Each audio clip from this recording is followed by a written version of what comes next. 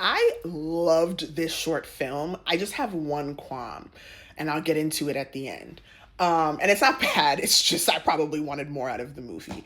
So basically, this is a short film, and basically, the two people in the poster are exes, right? They were together, and then she realized that he was having an affair with who was supposedly his best friend.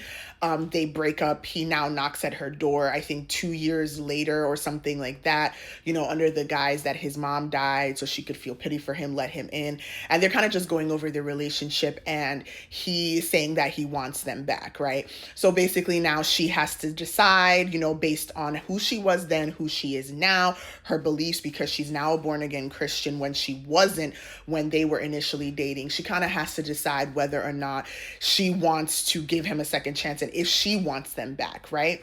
All under him being very seductive, manipulative, because of course, he had her mumu button, but does he still have her mumu button, right? He's operating from a place that he does, and he wants her back and he wants to work on them, but is that necessarily true? And is she going to agree to that?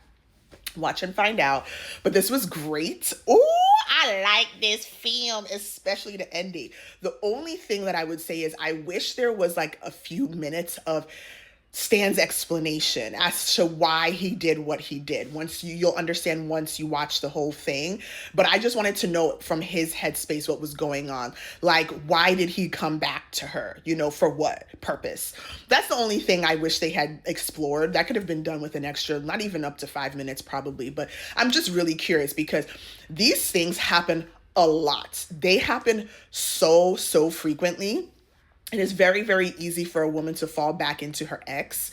So much easier than we think, even with all the change that she did and reinvention. It's still very, very easy. And I don't fault anybody for it. Like I said, there's a lot of emotion, there's history.